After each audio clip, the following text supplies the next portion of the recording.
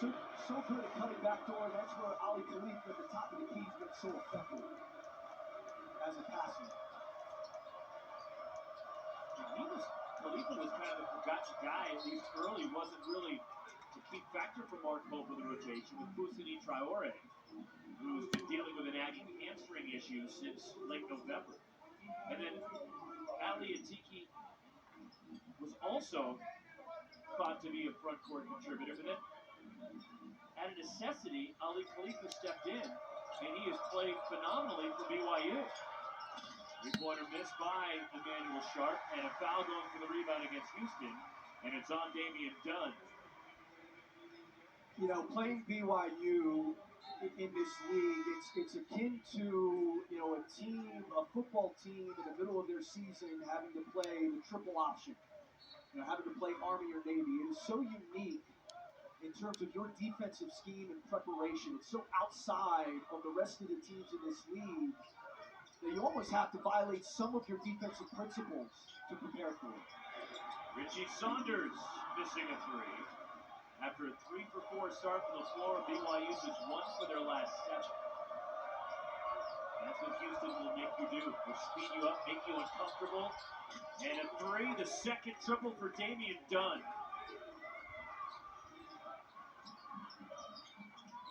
The largest lead for the Houston Cougars. The lob at the rim and the finish by Ali Atiki.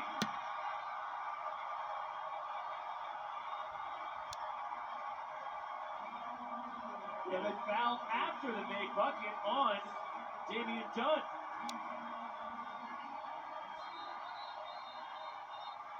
BYU plays 3 different big guys. You know, Khalifa more that skilled passer top of the key. Ali Atiki is the one guy who puts pressure on the front of the rim, and because of their shooting, they put so much pressure on the tag guy, the opposite guy, Damian Dunn in this case, who's got to decide, do I stay home on the shooter, or do I protect on the roll? And that's where Atiki can be a real weapon on those lobs. Missed the free throw, and the rebound grabbed by Houston. And LJ Pryor checked out early, now back in for Kelvin Sampson. Emmanuel Sharp looking to draw contact, and he gets to the line. It's on Trevin Nell of BYU.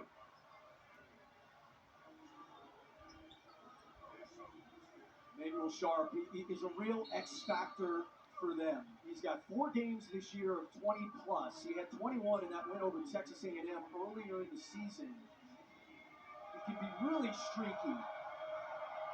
He's 5 of 22 from the field in their last 3, but when he's got it going, he can get streaky hot.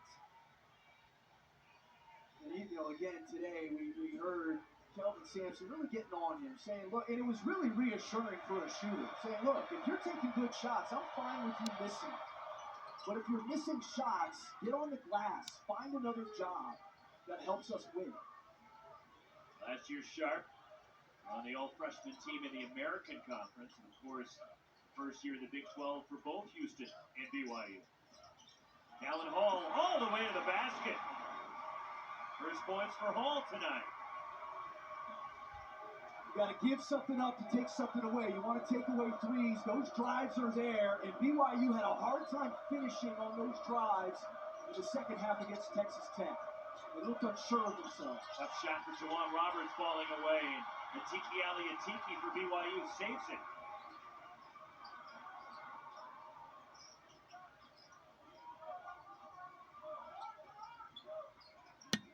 What are you seeing tempo-wise, Chris? Because we know the faster the pace, the better it is for BYU.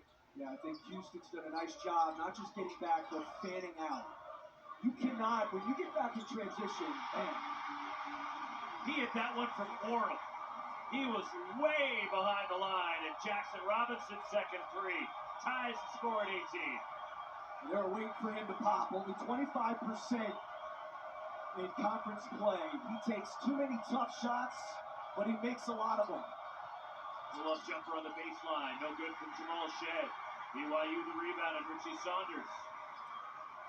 BYU's made their last 3 shots to the floor. When you get back in transition, you do not get back to the paint. You've got to fan out, take away those threes. And Atiki Aliatiki is over the end line. It goes to Houston. We're not at 18. It's been a fun first 9+ minutes.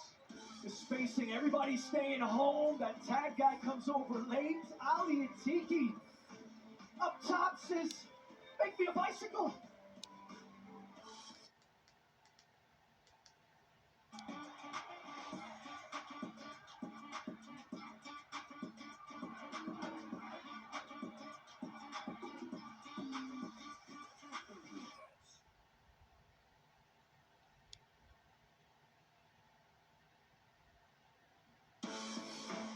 Well, BYU, their three-point shooting is among the best in the country, and they've already in this one made 4 threes. Well, it's not by accident. It's what they do. And they don't stop. You know, they made 10 threes in the first half against Texas Tech. They were 3 of 19 in the second. Texas Tech was much more physical with them. They didn't leave shooters, and it changed that game. You know, the other thing, too, Roxy, with a shooting team, particularly in this league, where you have to expend so much energy, what does it do to your three-point shooting in the second halves of games? BYU has led all 5 of their Big 12 games at the half, and they've blown halftime leads of 9, 10, and 16. And so the question is, can this sustain throughout 40 minutes in this Big 12 with how physical this league can be?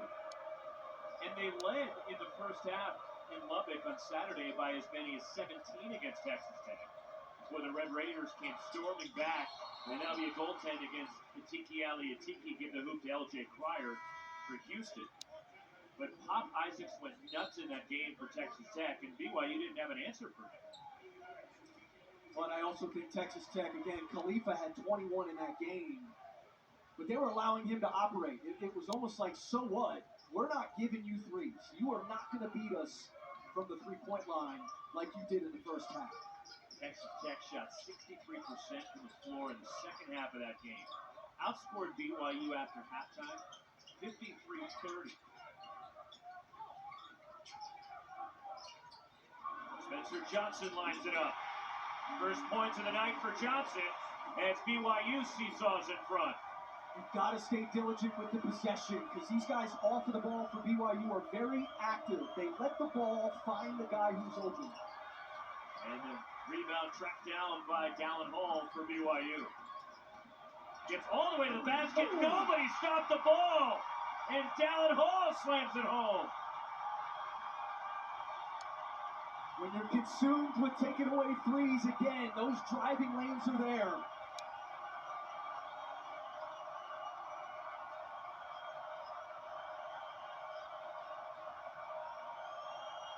Across the key. The miss by Emmanuel Sharp. Here comes BYU.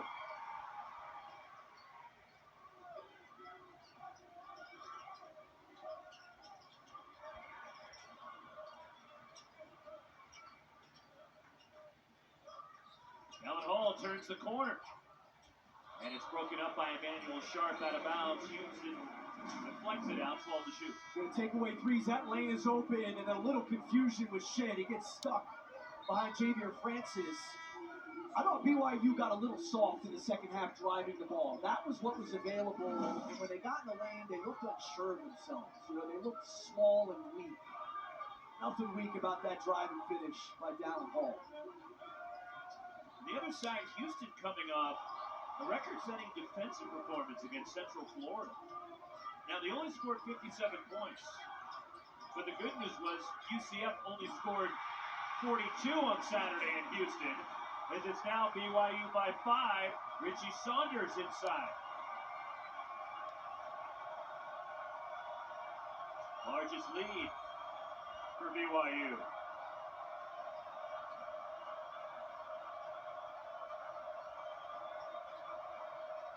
Here's the three.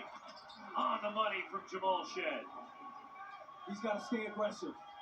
Because as Kelvin Sampson was saying today, you know, they're going to get to 70. There's no way we're not going to be able to keep them from that. We're going to have to score tonight. Trevin Nell way off with that one. Here comes Houston. Small Shed darts in. And loose ball tapped out as tracked down by Malik Wilson for Houston.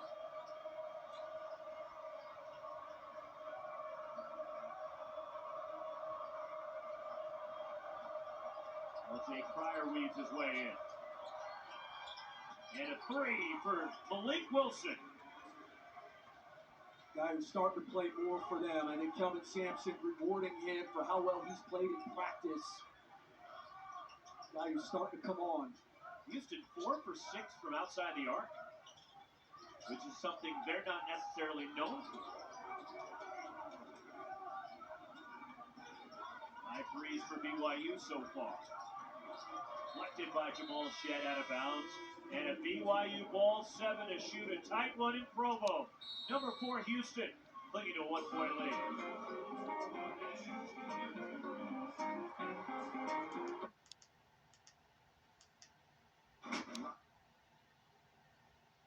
One-point lead for number 4, Houston over BYU and Jamal Shed, leading Houston with 7 points tonight. And Kelvin Sampson trusts him, Chris, about as much as he trusts any player. Well, when you have a guy, especially in this day and age in college basketball, a guy who's been in your program for 4 years, and a guy who is as dependable and plays as hard as Jamal Shed, you begin to love that guy. I found it interesting. You know, you hear this word process a lot, and Jamal Shed is the embodiment of that word. Kelvin Sampson saying, coming out of high school, Jamal Shed needed hard. He needed hard coaching. Like, if he had gone to a weaker coach, Jamal would have taken advantage of that. Like, he needed Kelvin Sampson more than Kelvin Sampson needed Jamal Shed. Off the inbound backdoor for Noah Waterman, who lays it in. 1-point lead for BYU. Jamal Shed, the reigning Big 12 Player of the Week. Now 1-3-1 zone for BYU. Deep three, LJ Cryer.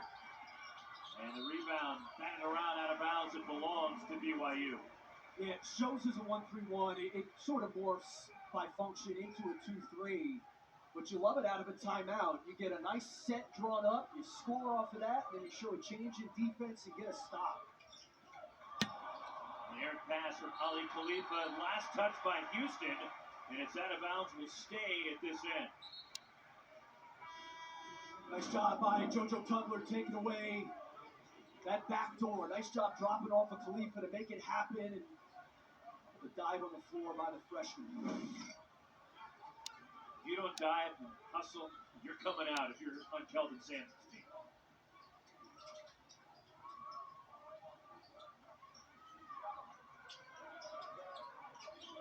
Jackson Robinson penetrates. Noah Waterman. Trick. Good to have him back. Good to see him make a shot. 4 of 21 in 4 conference games. He's also their leading rebounder in a game like this you need. 6 threes for BYU. Now an offensive foul. It's on Jamal Shed at Houston. That's where these bigs, good extra pass. These bigs, when you're guarding Khalifa, you're guarding Waterman, you're not used to those two guys being able to shoot with the depth that they shoot it from. BYU is shooting 60% against the number 1 defense in the country. They've made 8 of their last 9 from the floor. Deflected out by Javier Francis. 12 on the shot clock for BYU. The ball's moving. That's why you're getting open shots. And that's one of the things Iowa State and TCU both did in their wins against Houston. The ball moved. It never stuck. 8 assists on 12 made buckets for BYU. Deep three off the inbound and way off from Jackson Robinson. He's pleading his case to Rain Tilly, feeling he was fouled, but Rain Tilly not fighting. He was going the other way.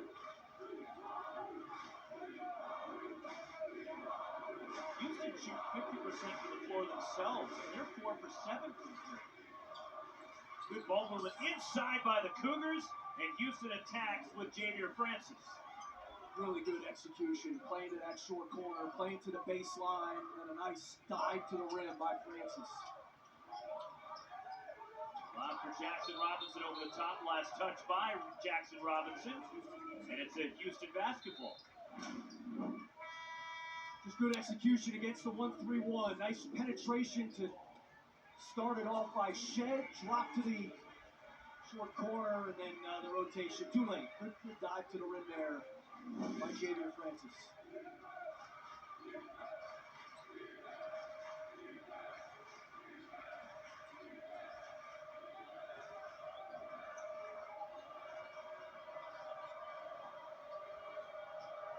In the corner, Malik Wilson hits the rim twice, pops out, but kept alive by Houston.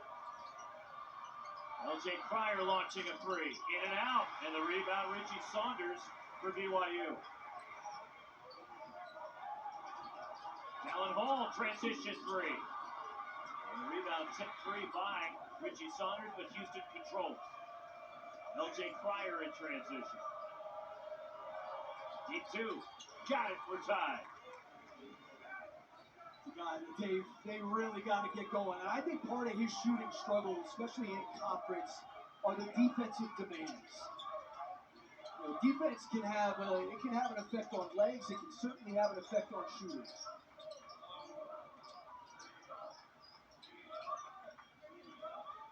But Houston's getting used to something different here tonight. It's the lay-in backdoor for Ali Khalifa. And Houston playing at altitude tonight, which they're not accustomed to. We're about 4,500 feet here in Provo. Is that an exact number? No, about it. It's close enough. Just sitting here, I'm exhausted. It's good to have an explanation. Backdoor for Houston, Jamal Shed the kick out. 8 to shoot. Xavier Francis, 3 on the timer. Deep three, Malik Wilson. And the rebound tipped out of bounds. Off of Juwan Roberts, and a BYU ball.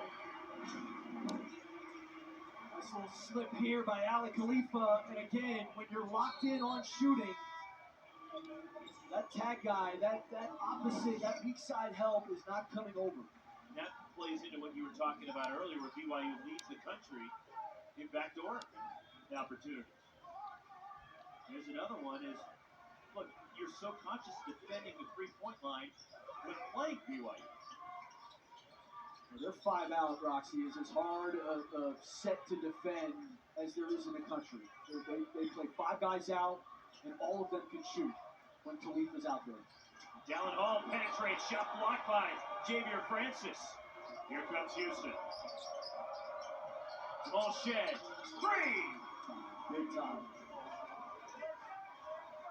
You know, Houston's had to do a lot of switching with all of these crossing actions that BYU runs, so you got a lot of big guys matched up with the Dallin Halls and the Spencer Johnsons.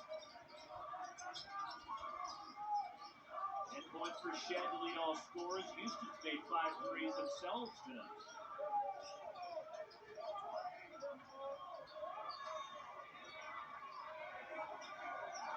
Dallin Hall gets inside and throws it away. A turnover by BYU. 3:01 to go, first half.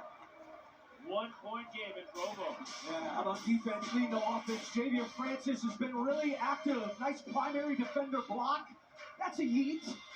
And coming up the other end, Jamal Shed. He's a warrior. He's a fighter. He's also what? Here in Provo.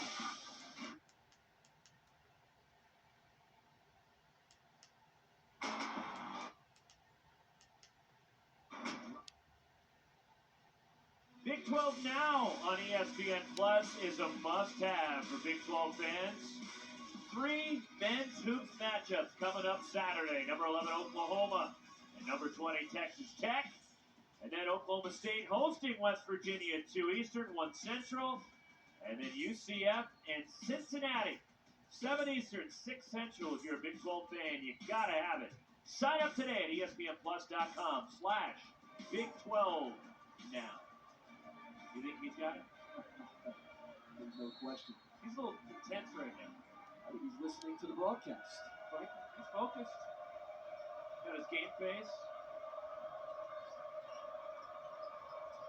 All Shed on the kick out to LJ Cryer. 1-point lead for Houston. Cryer draws a foul, will get to the line. A little set out of the timeout.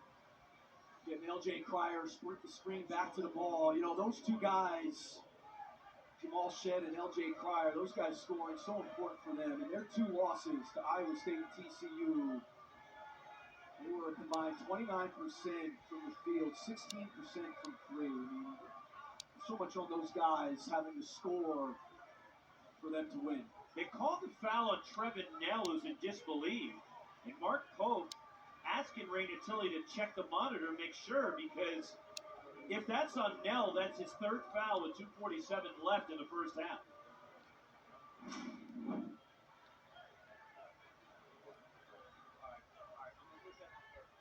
Yeah, and he sticks his hand in there, but he doesn't make any contact. It doesn't seem. They've changed the foul, so it's not on Nell. And they've given it to Dallin Hall, which is his second. Hall's got two, Nell with two.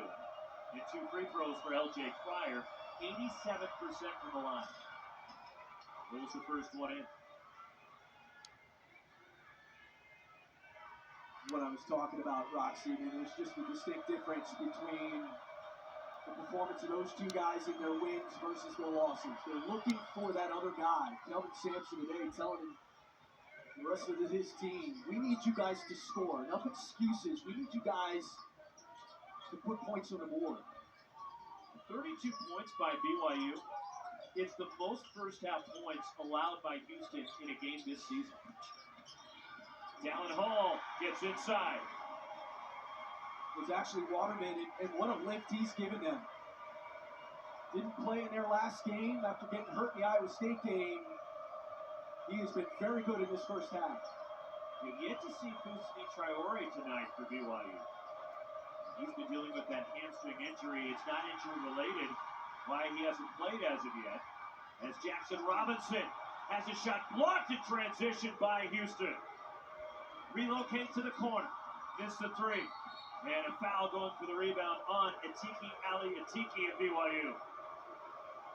Talk about a lift. How about the talented freshman JoJo Tugler just following the play, staying in it, volleyballing it off the backboard. They called the foul on Nell and not Ali Atiki. And so that's his third. So he was charged with his third earlier, then they changed it. Now he does have three fouls with a minute 57 left in the half. It seemed like the push was from Ali Atiki. No, I like that call. Yeah, I think he comes from behind and tries to hold it back. So he's got three. And it's not a play when you have two fouls that he should make. He should not be anywhere near that. Short on the teardrop. Jamal Shed, second chance. That one falls off. Tipped way out to Manuel Sharp on the reload three. The back tap by Joseph Tugler. And LJ Cryer makes BYU pay for it. A three. Tugler is doing work in this first half. And it's his effort.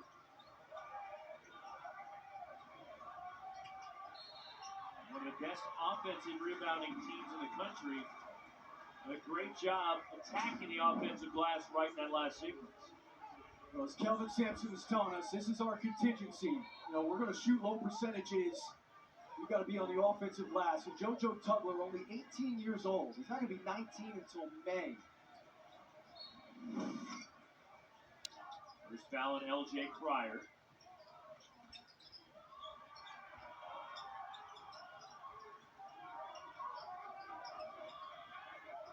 A double.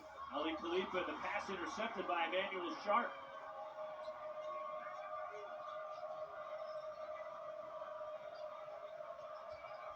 Sharp, wild shot off balance, pops out, but he'll get to the line.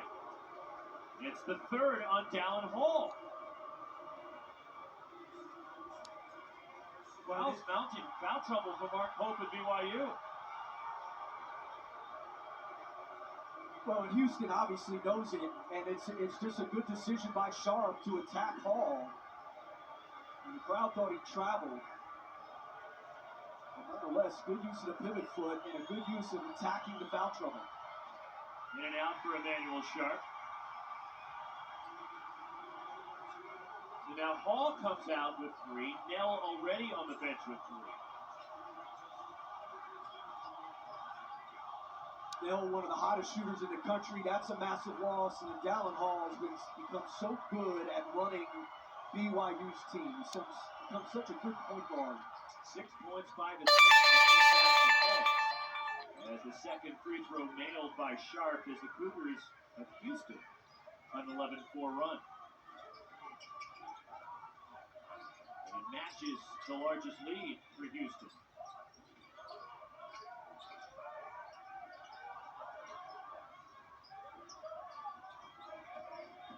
Jackson Robinson has it poked away, picked up by Spencer Johnson. The offensive rebound, Richie Saunders for BYU. Noah Waterman lines it up. And it bounces all the way out to Ali Khalifa. And a foul on Emmanuel Sharp. These long rebounds.